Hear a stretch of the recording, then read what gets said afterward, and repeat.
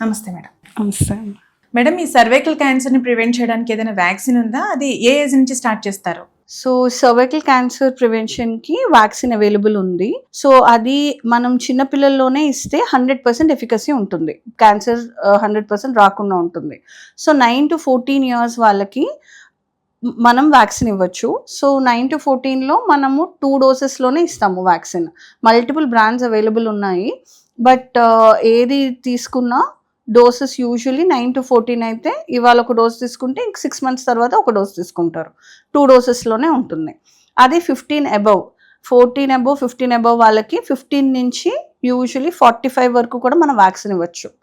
So 15-45 3 డోసెస్‌లో vaccine ఇస్తాము. So first dose నుంచి 2 మంత్స్‌లో second dose, third dose 6 months తర్వాత.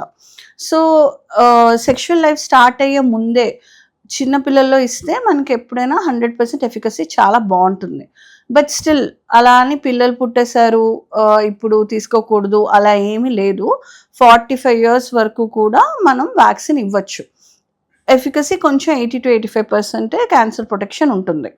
సో ఏజ్ బట్టి మనం ఎంత చిన్నపిల్లల్లో ఎక్కువ వ్యాక్సిన్ అవేర్నెస్ క్రియేట్ చేయగలిగితే అంత మంచిది. 100% మనం సర్వైకల్ క్యాన్సర్ని ప్రివెంట్ చేయగలుగుతాం. మేడం, అయితే ఈ సర్వైకల్ క్యాన్సర్‌కి ఇచ్చే వ్యాక్సిన్ ఏదైతే ఉందో ప్రెగ్నెన్సీ టైంలో తీసుకోవచ్చా? అలాగే బ్రెస్ట్ ఫీడింగ్ టైంలో కూడా తీసుకోవచ్చా? సో సర్వైకల్ క్యాన్సర్ ఈ హెచ్పివి వ్యాక్సిన్ ఏదైతే ఉందో అది కిల్డ్ వ్యాక్సిన్. అందులో లైవ్ ఏం ఉండదు.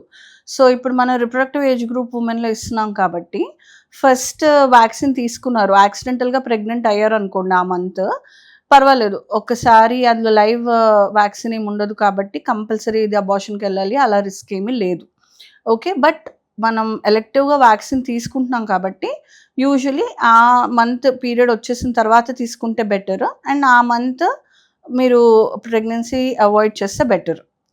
ఓకే, సో ఆ ఫస్ట్ 2 డోసెస్ తీసేసుకున్నారు, ఆ తర్వాత కన్సీవ్ అయ్యారు, థర్డ్ డోస్ మిగిలిపోయింది అంటే మళ్ళీ ఫస్ట్ నుంచి ఏమీ తీసుకోక్కర్లేదు. సో డెలివరీ అయిపోయి బ్రెస్ట్ ఫీడింగ్ టైంలో ఆ థర్డ్ డోస్ తీసేసుకోవచ్చు. సో మళ్ళీ స్కెడ్యూల్ అంతా రిపీట్ చేయాల్సిన అవసరం ఏమీ లేదు. అండ్ బ్రెస్ట్ ఫీడింగ్ ఉమెన్లో వ్యాక్సిన్ ఇవ్వచ్చు.